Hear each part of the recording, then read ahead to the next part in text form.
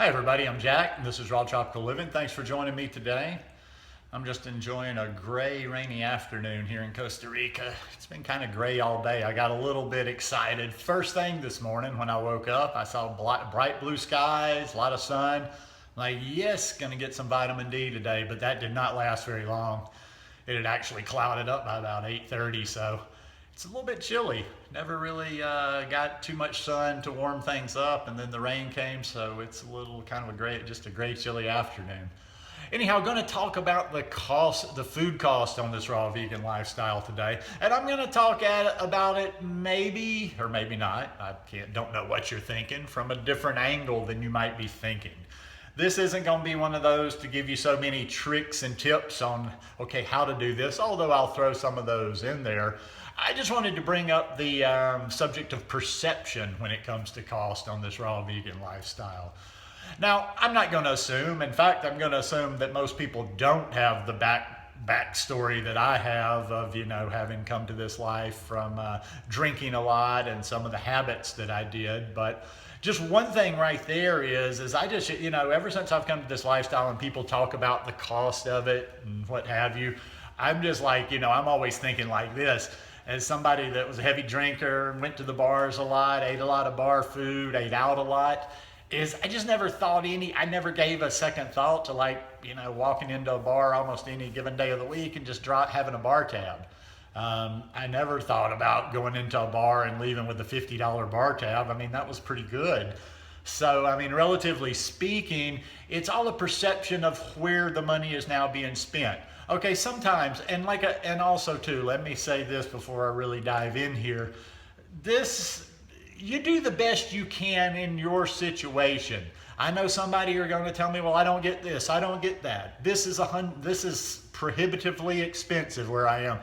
You figure it out and do the best you can. I don't know what to tell people sometimes. It's like, I'm not, definitely not some genius. I don't have all the answers, and you get a little perplexed. In other words, okay, you're in the Arctic Circle, you can't get fruit. I don't really know how to tell you to do raw vegan in the Arctic Circle. So if you're in some extreme circumstances where, bananas are $3 a piece or whatever, okay, well, I don't really have too much for you on that one. But in most normal circumstances, even when fruit is not as cheap as it is in some places, like where I am in Costa Rica right now, although the bananas, I can probably get, I see a lot of people that get cheaper bananas in the States, by going to just regular prices. But when you go to the ugly tables, which those are a tip, like you can get your fruit and produce a lot of times and keep that price down in your local grocery store by, when the fruit starts getting overly ripe, according to most people's standards, they reduce the price and put it on a special table. Well, a lot of times that fruit is exactly what we're looking for. But even some of the places in the States where I've gone and the bananas are more expensive, or even, here's a good one, I've told you about the supermarket here where I try to avoid buying my fruit as much as possible. The bananas are a lot more expensive there. They're probably at least 3 times as expensive as my standard price I get when I go downtown and just go to smaller locations. But even when I'm paying 3 times, 4 times, if I break that down, like I had banana and ice cream for breakfast this morning, like 9, 10 bananas. If I break that down, even if it's 3 times the price of my normal bananas, we're talking $3 or $4 for breakfast this morning as opposed to $1. So it's not, so when you really look at it like that, and it's like, okay, well, these are more expensive bananas, and they're expensive bananas comparatively speaking. I still had my breakfast for $3 or $4 and had a really good breakfast at that. A lot of this stuff is all marketing. A lot of this stuff is marketing. I notice this very keenly when I go into the States, especially in Walmart, but I notice it in other stores too, like I don't know what chains you have, whether it's Publix or Kroger or Winn-Dixie or A&P or whatever in your various area.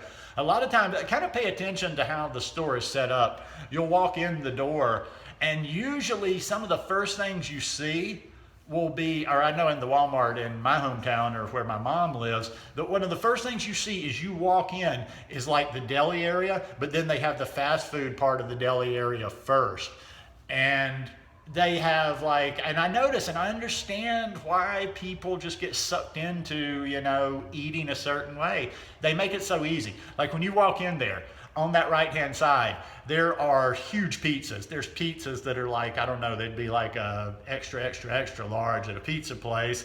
They have, and then they have the deli stuff. So they have the pizzas all boxed up here. Then they have the little case where they have the cooked food, and they have fried chicken, and they have all kinds of stuff. And these pizzas are like, one of these huge pizzas is like $7. So those prices suck people in because, especially when people are on a budget, and trying to feed a family, they're thinking like that. They're thinking like, well, look how far this will go. Although it's not really any nutrition to it.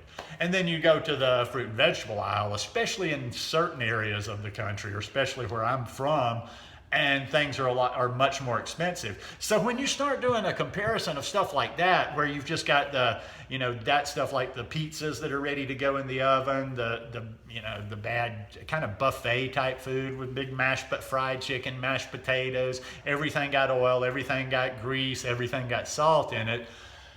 When you stack them up against each other, you're going to go, of course, this raw vegan lifestyle is super expensive, but you're comparing it to not real food. It's not food. There's all kind of other stuff too, so it's not a fair comparison. When I first moved to San Jose 5 years ago, just right before I turned raw vegan about 6 or 7 months later, I was living on ramen noodles. I was living on a lot of things, or our version of ramen noodles here, that because I was trying to eat and fill myself for as cheap as possible.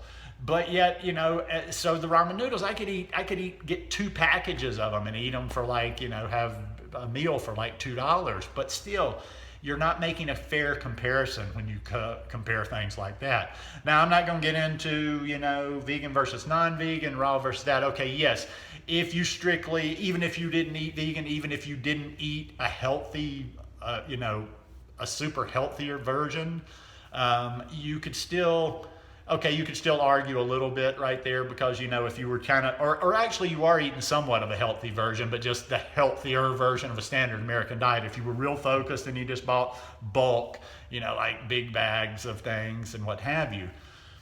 Another reason I don't like to throw cooked food under the bus completely is just because of people's circumstances. I mean, there's people that are, I see people sometimes that are doing this lifestyle and they're, barely above the poverty line.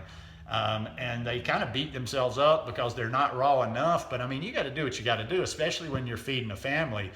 And while I don't eat rice, I don't choose to eat rice very often. I'll eat it every once in a while in a pinch.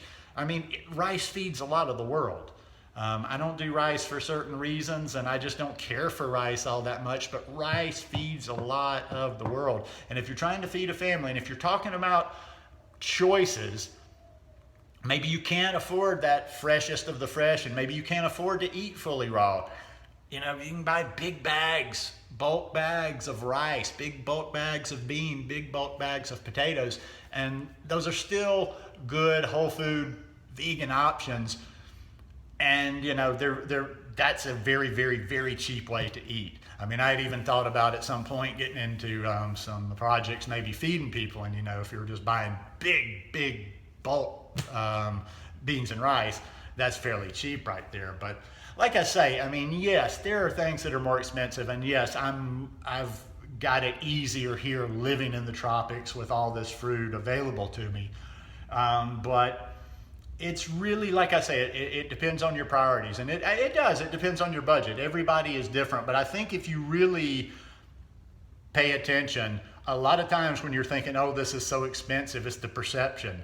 Yes, you're spending a lot more on fruits and vegetables, but when you take out a lot of the stuff that we've mostly eliminated, like if you ever did drink, even if you weren't a drunk, I mean, you've eliminated alcohol, you've eliminated you've traded out the meats and whatever. So I think a lot of times if you really added it up and we're really honest, and that would be tough. There's no way you can just keep a little calculator of everything you spend going. But I don't really look at this as being a super expensive lifestyle. And like I say, do what you've got to do to not only make it work by your lifestyle and by your schedule, by your activity level or whatever, but make this lifestyle work according to your budget. And you got to do what you got to do to make it work. And don't be afraid if you've got a supplement, even if you're really believing the fully raw. Don't beat yourself up if you have to, have potatoes, rice, some of those staples in there that are filling but very cheap. Anyhow, just my 2 cents worth, because everybody's always talking about how expensive it is to do this lifestyle. Some places it probably is, but then again, if everything's working against you, maybe that's not the place to be raw vegan. If it's too cold, if it's too expensive, if all these things add up, well, then maybe you gotta, I don't know. At that point, my knowledge base runs out. I mean, I could say, well, you gotta go somewhere where it is easier to do it, less expensive to do it. But and I know that's not an option for everybody, but got to kind of fit your diet with where you are, with your circumstances, with everything. Okay, sorry, I'm rambling like crazy now. If you like this one, please give me a thumbs up. Hope you'll hit that subscribe button, and I hope you're having a great day. Love you guys. Peace.